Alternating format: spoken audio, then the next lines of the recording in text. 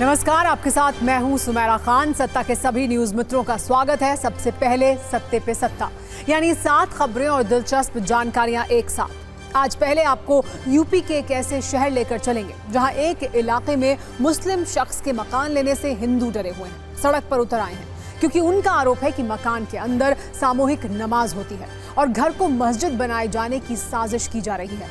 सच क्या है, सत्ता में देखिएगा। फिर ये भी बताएंगे, विदेश में राहुल गांधी ने लोकसभा चुनाव और आरक्षण खत्म करने को लेकर ऐसा क्या कहा कि भारत में सत्ता का क्लेश शुरू हो गया। बीजेपी से मायावती तक ने राहुल गांधी के खिलाफ कैसे मोर्चा खोल दिया, इस पर हमारी राजनीतिक कुंजी भी तैयार है। फिर रेल को डिरेल करने वाले उस पैटर्न की बात जो कानपुर से राजस्थान के अजमेर पहुंच गया है, जहां बड़े सीमेंट के स्लैब के जरिए ट्रेन को पटरी से उतारने की साजिश हुई। साथ ही कालिंदी एक्सप्रेस के साथ हुई सिलेंडर वाली साजिश का कनेक्शन कैसे खुरासान मॉडल से जुड़ रहा है, ये भी देखेंगे। फिर हरियाणा चुनाव से पहले कांग्रेस की नेता कुमारी सैलजा का वो इंटरव्यू दिखाएंगे जो कांग्रेस पार्टी की टेंशन बढ़ा सकता है। कुमारी सैलजा ने टीवी9 भारतवर्ष को दिए इंटरव्यू में पूछा है कि वो हरियाणा की मुख्यमंत्री क्यों नहीं हो सकती हैं, वो भी सीएम बनना चाहती हैं। इस पर बीजेपी ने कैसे तंज किया, ये बताएंगे। एक बड़ी सियासी खबर दिल्ली से, जहां केजरीवाल सरकार को बर्खास्त करने की मांग की गई है। बीजेपी विधायकों ने राष्ट्रपति को एक चिट्ठी लिखी है जिसे गृह मंत्रालय को भेज दिया गया है। हालांकि आपका कहना है कि दिल्ली में सरकार गिराने की साजिश हो रही है। मणिपुर में हालात अभी भी तनावपूर्ण है। राजभवन की ओर बढ़ रहे छात्रों और सुरक्षा बलों के बीच झड़प हुई है। रोके जाने से नाराज छात्रों ने कई गाड़ियों में आगजनी की, तो सुरक्षा बल ने भी आंसू गैस के गोले दागे। राज्य में 5 दिन के लिए इंटरनेट सेवा बंद कर दी गई है। और सत्ता में आज हमने एक कुंजी आईफोन की सत्ता पर तैयार की है। आईफोन 16 लॉन्च हो गया है, लेकिन भारत में कब से मिलेगा, इसकी कीमत कितनी होगी और ये आईफोन 15 से कितना अलग है, इन सारे सवालों के जवाब आप थोड़ी देर में देखेंगे। तो चलिए सत्ता की शुरुआत करते हैं। लेकिन सबसे पहले एक ऐसे मकान की खबर जिसे लेकर यूपी के मुजफ्फरनगर में बड़ा क्लेश हो रहा है।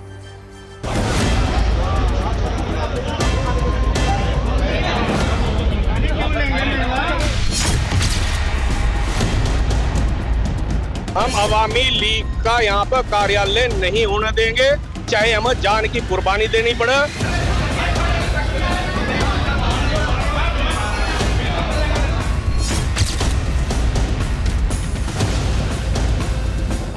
क्या मतलब है यहाँ नमाज पढ़े जाने का हिंदू मोहल्ले में? सब लोग यहाँ पर रहकर कुछ न कुछ राष्ट्र विरोधी कार्य में संलिप्त हैं।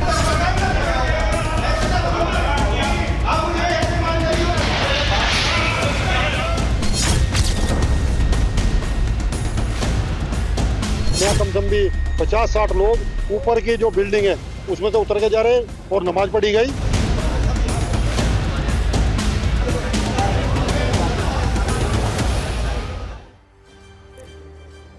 तो उत्तर प्रदेश के मुजफ्फरनगर का एक इलाका जहां रहने वाले हिंदू परिवार और हिंदू संगठन के लोग बड़ी संख्या में सड़कों पर आ गए हैं, नारेबाजी कर रहे हैं, विरोध जता रहे हैं और उनका गुस्सा एक मकान को लेकर है जिसे एक दूसरे समुदाय के शख्स ने खरीदा है। लेकिन इलाके में रहने वाले हिंदुओं के आरोप बहुत गंभीर हैं। दावा है कि इस मकान के जरिए मोहल्ले में बहुत बड़ी साजिश को अंजाम दिए जाने की योजना है और इसे फौरन खाली कराया जाए, क्योंकि हिंदुओं के आरोपों के अनुसार इस मकान को मस्जिद में बदलने की बड़ी साजिश हो रही है। आरोप है कि बाकायदा बाहर से 30 से 40 लोगों को यहां बुलाया जाता है और सामूहिक नमाज की जाती है। जिस मकान को रहने के नाम पर लिया गया है उसमें अब आवाम हिंद के नाम से एक दफ्तर भी खोल दिया गया है। स्थानीय लोगों का आरोप है कि मकान के अंदर चोरी से अवैध निर्माण भी किया जा रहा है, चोरी करके बिजली का इस्तेमाल हो रहा है। इसके अलावा लोगों का गुस्सा इस बात को लेकर भी है कि बाहरी इलाकों से बुलाकर इस घर में लोगों को बसाया जा रहा है। दरअसल जिस मोहल्ले में ये बवाल हो रहा है वो हिंदू बाहुल क्षेत्र है। वहां हिंदुओं की आबादी अधिक है, ज्यादातर घर हिंदू परिवार के हैं। कॉलोनी का नाम है भरतिया कॉलोनी। दावा है कि इस कॉलोनी में कुछ दिन पहले नदीम नाम के एक शख्स ने एक मकान खरीदा। नदीम नाम के शख्स ने मकान बैंक की नीलामी में खरीदा था, लेकिन फिर इस घर में दफ्तर खोल लिया और इसके बाद अब उसमें मस्जिद चलाए जाने की साजिश की जा रही है, क्योंकि बड़ी संख्या में बाहर से नमाज पढ़ने के लिए लोग घर में आते हैं। इसी को लेकर कॉलोनी के लोग और हिंदू संगठन नाराज हैं। उन्होंने पुलिस और प्रशासन को तुरंत इस घर में हो रही सारी संदिग्ध गतिविधि बंद कराने के लिए कहा है। और ऐसा न होने पर पलायन की धमकी भी दी है।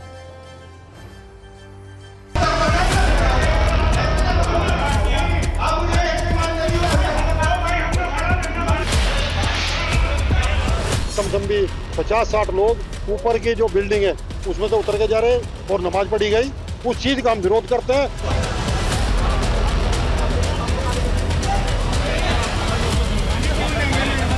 अवाम हिंद बहुत बड़ा ये फंडिंग हो रही, जिस टुकरम पाल के नाम बताया जा रहा उस पर इतना पैसा नहीं है।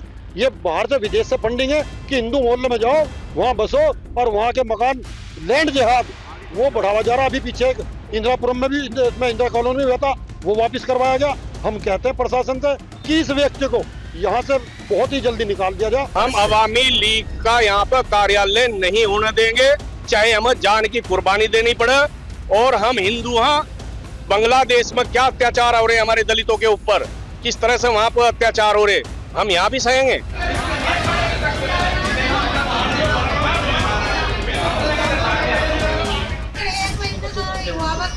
एक महीना हुआ भी नहीं होगा।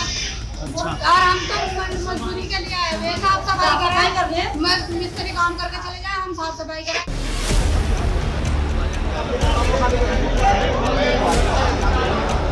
ये योजना के तहत हमारे हिंदू मोहल्ले में मकान खरीदते हैं मोटे पैसे देकर, उसके बाद वहाँ नमाज पढ़ना और मोहल्ले के माहौल को खराब करना, जिससे आसपास के लोग डर के मारे सस्ते रेट में अपने घर छोड़ जाते हैं। सब लोग यहाँ पर रहकर कुछ न कुछ राष्ट्र विरोधी कार्य में संलिप्त हैं, ऐसा हमें लगता है। और दूसरी बात, इस मकान का 330 गज का बैनामा हुआ है और लगभग 460 गज जगह घेर कर इन्होंने बना दी है। एमडीए ने इसके ऊपर कोई कार्रवाई नहीं करी। सत्ता में अब बात कांग्रेस नेता राहुल गांधी की अमेरिका यात्रा के एपिसोड 2 की, जिसमें बात पहले दिन से बहुत आगे निकल चुकी है। कल तक राहुल गांधी के बयानों पर चर्चा हो रही थी, आज उस पर तीखे हमले हो रहे हैं। दरअसल अमेरिका के टेक्सास से अपनी यात्रा शुरू करने वाले राहुल गांधी अब वॉशिंगटन पहुंच चुके हैं और यहां उन्होंने 3 बड़े मुद्दों पर बहुत खुलकर अपने विचार रखे, जिस पर बीजेपी तो आग बबूला है ही, मायावती और चिराग पासवान भी राहुल गांधी पर नुकीले हमले कर रहे हैं। दरअसल राहुल गांधी ने अमेरिका में जिन 3 मुद्दों पर बात की, उसके कीवर्ड्स हैं आरक्षण, सिख समुदाय और देश में निष्पक्ष चुनाव। सबसे पहले आरक्षण पर बात करते हैं, जिस पर राहुल गांधी से पूछे गए एक सवाल को लेकर काफी हंगामा है। वॉशिंगटन डीसी के जॉर्ज टाउन यूनिवर्सिटी में राहुल से पूछा गया कि भारत में आरक्षण कब तक चलेगा। इसके जवाब में उन्होंने कहा, तभी आरक्षण खत्म करने के बारे में सोचेंगे जब देश में सभी को समान अवसर मिलने लगेंगे। फिलहाल भारत में ऐसी स्थिति नहीं है। राहुल के इस बयान पर मायावती ने कहा कि राहुल के नाटक से सतर्क रहें, वो आरक्षण को खत्म करने की साजिश में जुटे हुए हैं। केंद्रीय मंत्री चिराग पासवान ने कहा है कि आरक्षण समाप्त करना तो दूर, सोचना भी अपराध है राहुल गांधी जी। कुल मिलाकर सोमवार को आरएसएस पर हमले के कारण राहुल गांधी खबरों में थे। आज आरक्षण वाले बयान पर हंगामा शुरू हो गया है।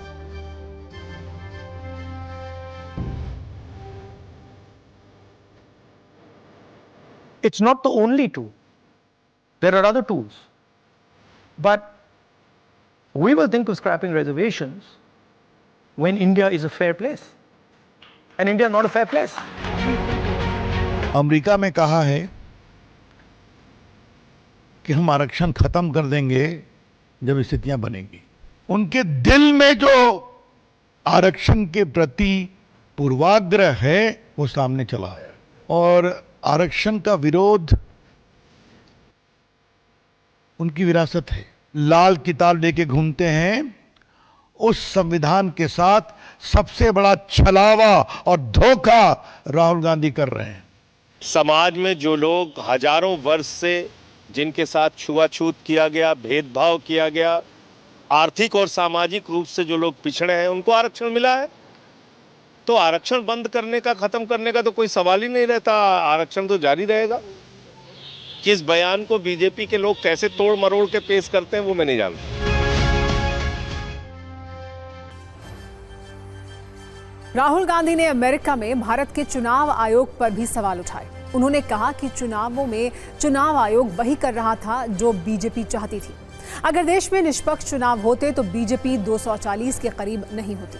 उन्होंने पीएम मोदी पर भी हमला किया और ये कहा कि श्री मोदी का विचार 56 इंच का सीना, भगवान से सीधा संबंध, ये सब अब खत्म हो गया है, ये सब अब इतिहास है।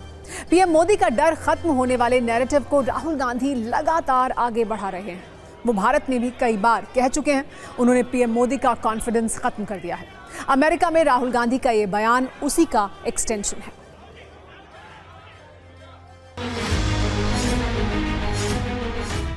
And really, I don't think the BJP, in a fair election, they were nowhere near 240 seats. No way. I mean, I'd be surprised if they had a financial, huge financial advantage. They had locked our bank accounts for one, but huge war chest. The election commission was doing what they wanted. I mean, the entire campaign was structured so Mr. Modi could, do his thing across the country. States where they were weak were designed differently than states where they were strong. So I don't view it as a free election at all. I view it as a rather controlled election. 3 months before the election, our bank accounts were all sealed. Every single bank account of the Congress Party was sealed. No money for advertising, no money for campaign, no money to transport our leaders.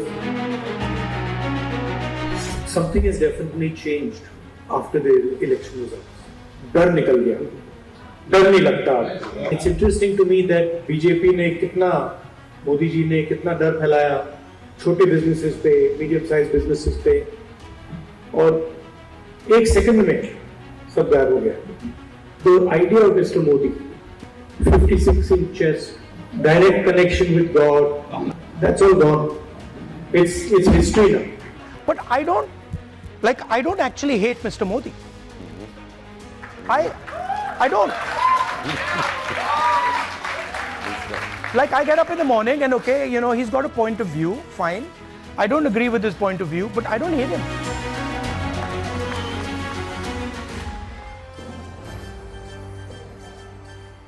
राजनीतिक विवाद का तीसरा बड़ा कारण सिखों पर राहुल गांधी का दिया गया एक बयान है। राहुल गांधी ने कहा है कि भारत में सिख समुदाय के बीच इस बात की चिंता है कि उन्हें पगड़ी, कड़ा पहनने की इजाजत दी जाएगी या नहीं। उन्हें केंद्रीय मंत्री हरदीप पुरी ने जवाब दिया है। उन्होंने कहा है कि सिखों को भारत में तभी डर लगा था जब राहुल का परिवार सत्ता में था।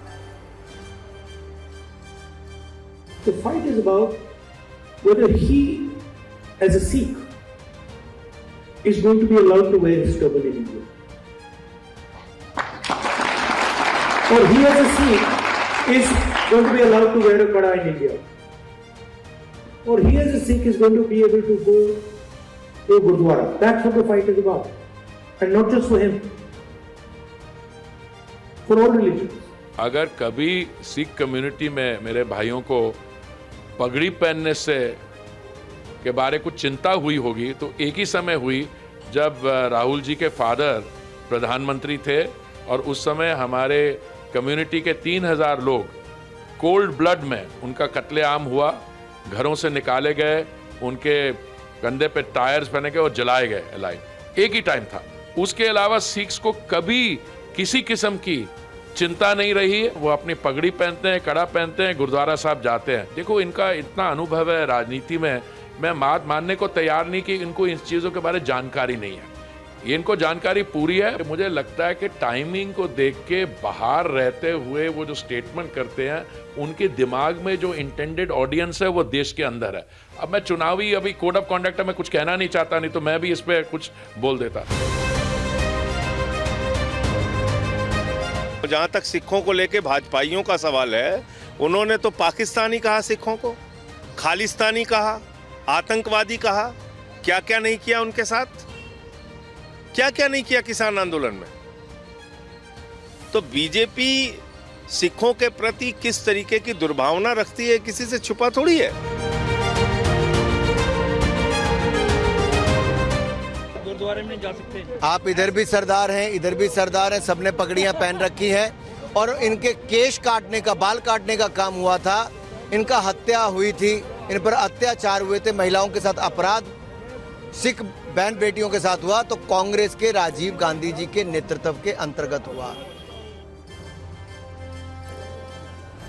राहुल गांधी 4 दिन की अमेरिका यात्रा पर हैं। 2 दिन में उनके जितने कार्यक्रम रहे हैं उसमें दिए गए भाषण पर भारत में राजनीतिक हंगामा है और ऐसा पहली बार नहीं है। पहले भी कई बार ऐसा हुआ है कि राहुल गांधी विदेश में जो कहते हैं उस पर भारत में विवाद होता है।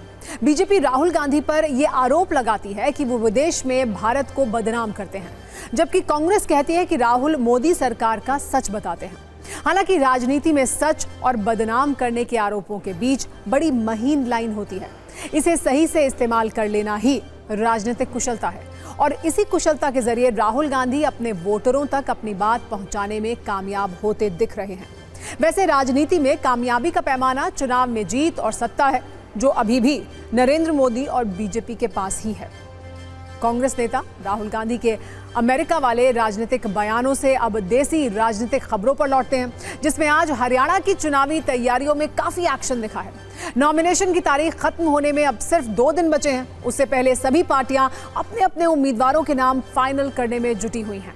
बीजेपी ने आज 21 उम्मीदवारों की अपनी एक लिस्ट जारी कर दी, जबकि आम आदमी पार्टी ने भी अपने 9 उम्मीदवारों की दूसरी लिस्ट जारी की है। कांग्रेस भी बचे हुए उम्मीदवारों की लिस्ट जल्दी ही जारी करने वाली है।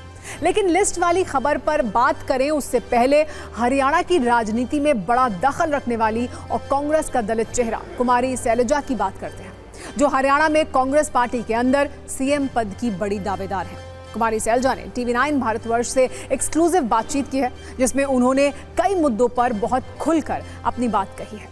ऐसा कम ही होता है कि कोई नेता चुनाव से पहले ये कहे कि वो सीएम बनना चाहती हैं, लेकिन कुमारी शैलजा ने कहा कि हाँ, वो सीएम बनना चाहती हैं।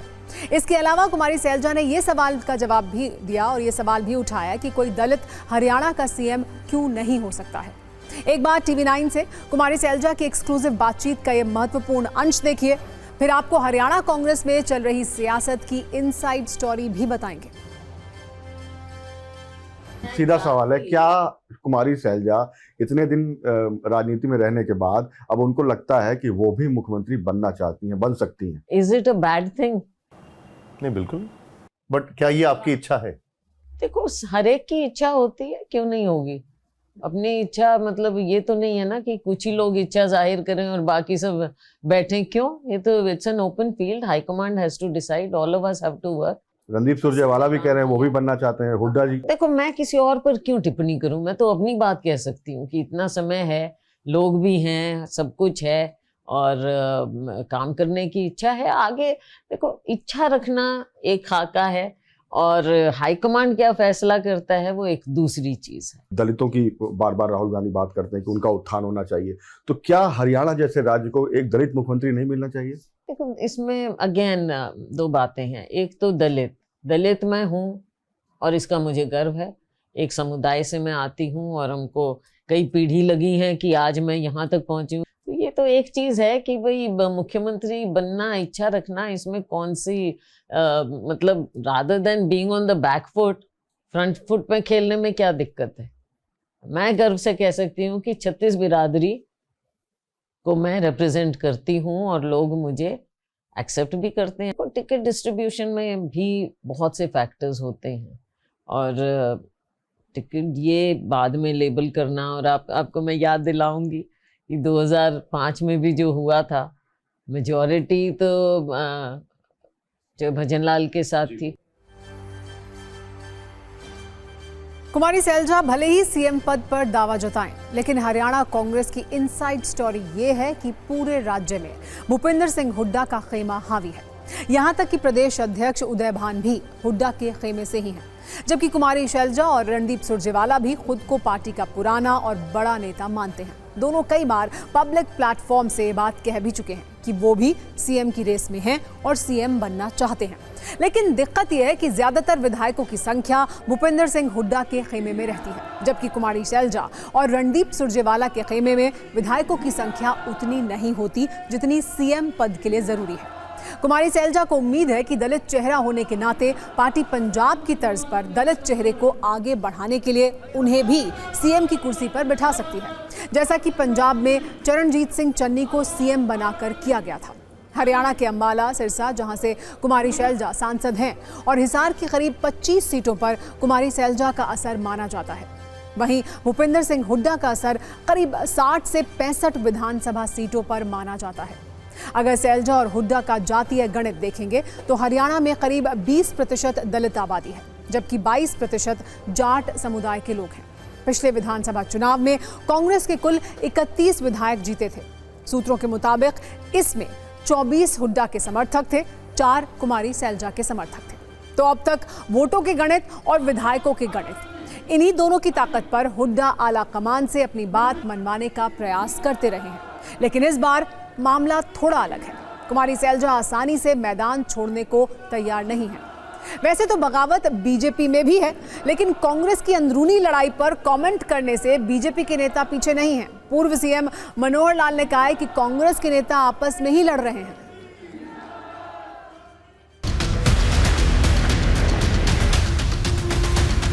मुझे तो आज यही पता लगा है कि शैलजा जो है शायद शाम तक कुछ गुल खिला दे। ये उनका स्वभाव है एक दूसरे की शिकायत भी करना और एक दूसरे को सबक भी सिखाना। वो एक दूसरे को सबक सिखाएंगे, लाभ हमको होगा। कि दुविधा ये है कि वो मुख्यमंत्री का चेहरा ही प्रस्तुत नहीं कर पा रहे हैं। बाप कहता मैं बनूंगा, बेटा कहता मैं बनूंगा, बुआ कहती मैं बनूंगी। अब कैसे बनेंगे और क्या द्वंद मचेगा, ये अनुमान आप भी लगा सकते हैं, मैं भी लगा सकता हूँ। ये पार्टी हाईकमांड का फैसला है। हमारा केंद्रीय नेतृत्व जिसको भी सीएम का कैंडिडेट बनाना भेजेगा वो सीएम बनेगा। मैं हुड्डा साहब का समर्थक हूँ। केंद्रीय नेतृत्व जिसका फैसला करेगा वो मुख्यमंत्री बनेगा।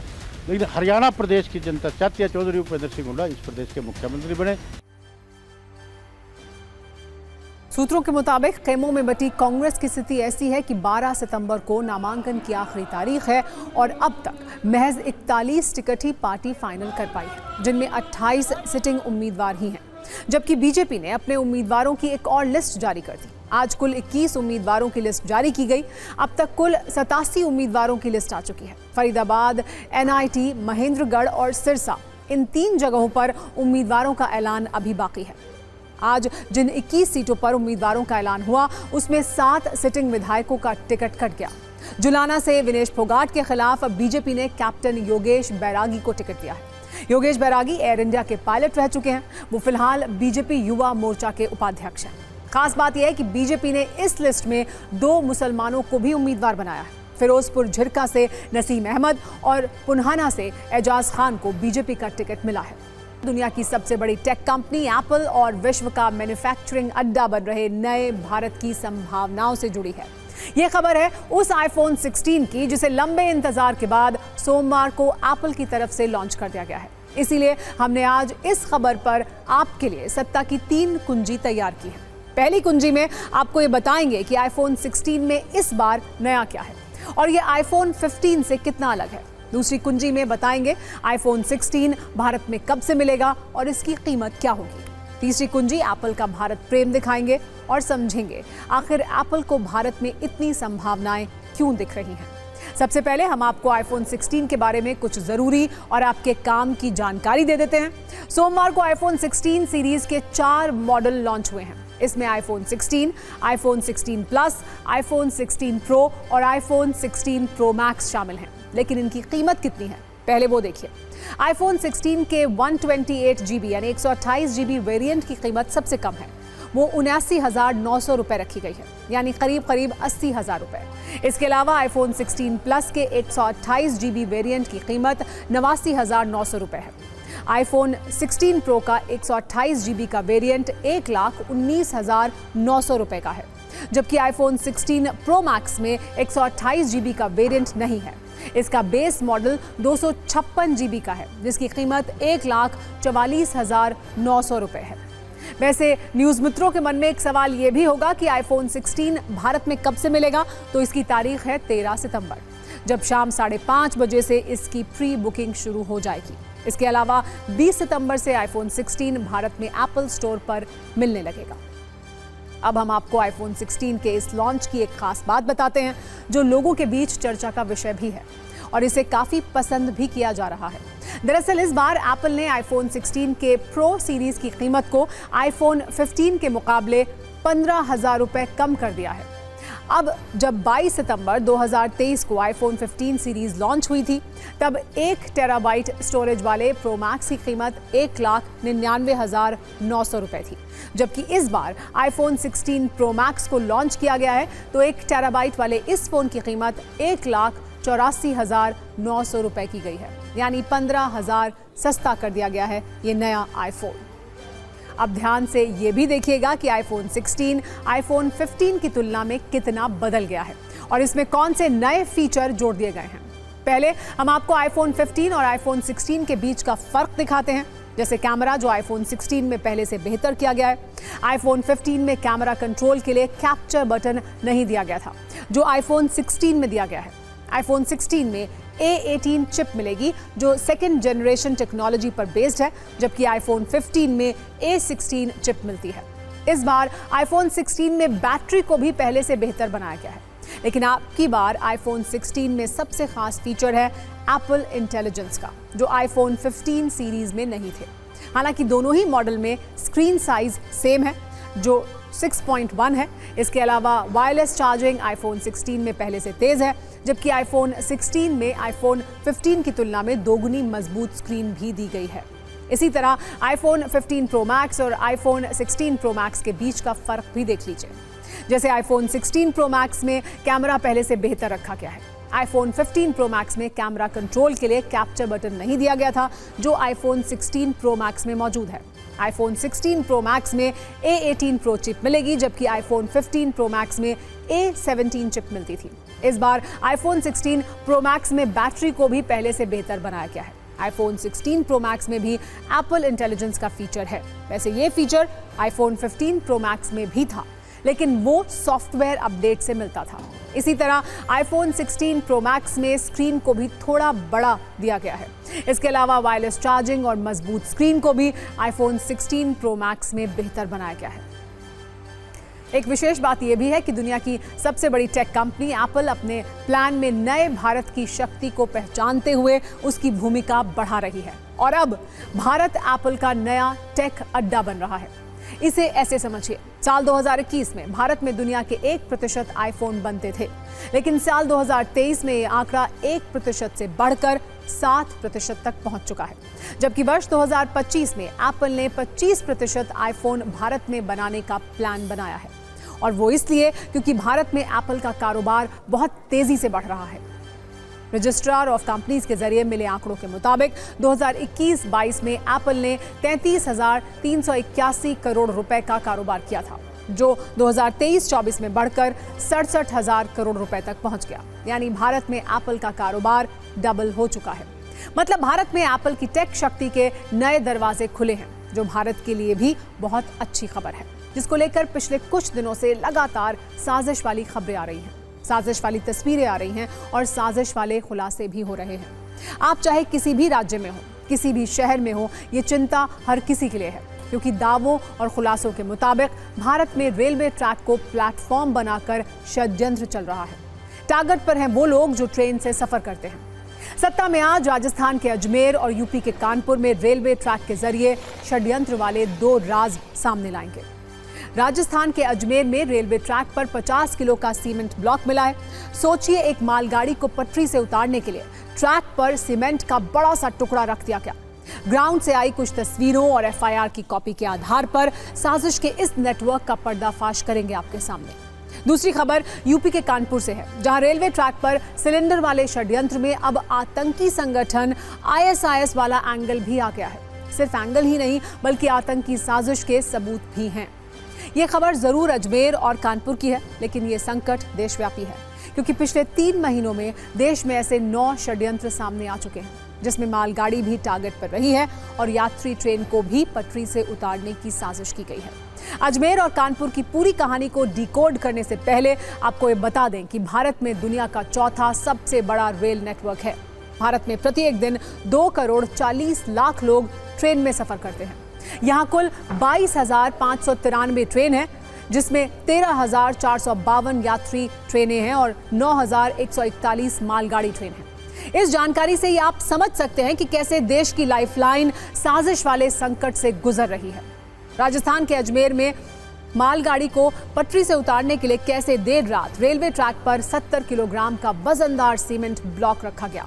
देखिए, ये वीडियो उसी सीमेंट ब्लॉक का है जिसे अजमेर में रेलवे ट्रैक पर रखा गया था। हालांकि ट्रेन को पलटने का षड्यंत्र तो फेल हो गया, लेकिन ऐसे लोगों के इरादे और सबूत दोनों सामने आ गए। सीमेंट के टुकड़े की मालगाड़ी के इंजन से टक्कर भी हुई, लेकिन कोई क्षति नहीं हुई। बताया जा रहा है कि आज से 2 दिन पहले रविवार को रात 10:30 पर ट्रैक पर यह टुकड़ा रखा गया था। अप डाउन दोनों ट्रैक पर 2 जगह सीमेंट ब्लॉक रखे गए थे। ये 1 किलोमीटर के दायरे में रखे गए थे। अजमेर में सरधना बांगड़ ग्राम स्टेशन के बीच मालगाड़ी के इंजन से इसकी टक्कर हुई थी। ट्रेन का इंजन सीमेंट ब्लॉक को तोड़ते हुए निकल गया, जिसके बाद ये कंक्रीट ब्लॉक 2 हिस्सों में बंट गया। रेल ड्राइवर की सूचना पर आरपीएफ ने घटनास्थल पर पहुंचकर ट्रैक का निरीक्षण किया। आरपीएफ को घटनास्थल से सीमेंट के ये टुकड़े भी मिले। आरपीएफ ने सोमवार देर रात इस मामले में अज्ञात लोगों के खिलाफ एफआईआर दर्ज की है। अब पुलिस आरोपियों की तलाश में जुट गई है। एफआईआर कॉपी के मुताबिक 8 सितंबर को रात 10:26 पर इसकी सूचना मिली थी। ये भी बताया गया है कि जब रेलवे के कर्मचारी ने मालगाड़ी के जाने से पहले ट्रैक का निरीक्षण किया था तो वहां कुछ भी नहीं था। सवाल है कि आखिर किसने इतने कम वक्त में ट्रैक पर इतना बड़ा कंक्रीट ब्लॉक रख दिया। सवाल ये भी है कि क्या ये सुनियोजित साजिश के तहत किया गया था। रेलवे नेटवर्क को टारगेट करने वाला नेटवर्क किसके आदेश पर काम करता है? क्या ये लोग किसी ट्रेन की टाइमिंग देखते हैं, किसी आतंकी साजिश की तरह रेकी करते हैं? क्या ये भी देखते हैं कि किस वक्त कौन किस ट्रेन रूट पर निरीक्षण हो चुका है? क्या निरीक्षण के बाद पत्थर, सिलेंडर या सीमेंट का कंक्रीट का ब्लॉक रखते हैं ताकि वो अपने मंसूबे में कामयाब हो सकें? अजमेर में ऐसा क्यों कहा जा रहा है? सिर्फ 120 सेकंड की न्यूज रील से आप भी समझिए।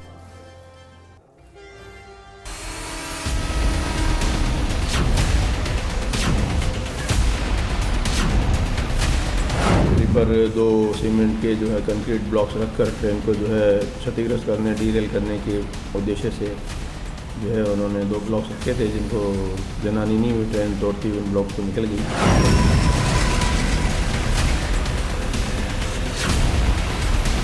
वजनी करीब 40-50 kg का वजनी लग रहा है और लगता है कि एक आदमी तो उसको नहीं रख पाएगा।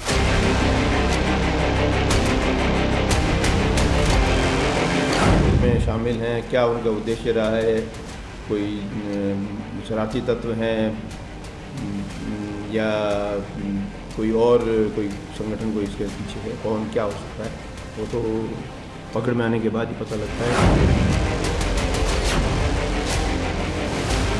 वो कहाँ बने हैं, कैसे बने हैं, क्या उनका मेक है, किस पर्पज़ में काम आते हैं और कहाँ से हो सकते हैं, तो वो सब पता लगा।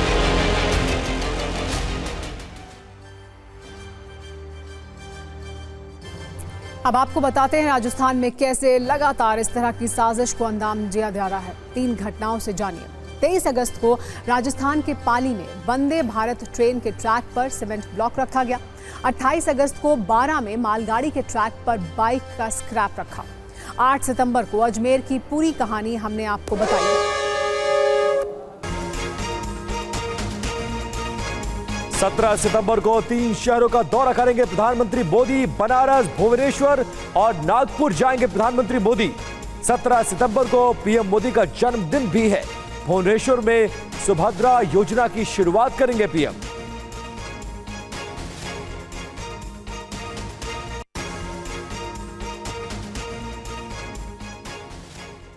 शिमला के सजोली में कल धारा 163 लगेगी। बड़ी खबर, कल सुबह 7 बजे से धारा 163 लागू। हिंदू संगठनों ने किया है प्रदर्शन का ऐलान। अवैध मस्जिद को लेकर हो रहा है विरोध प्रदर्शन। हिंदू संगठन कल 11 बजे करेगा संजौली में प्रदर्शन।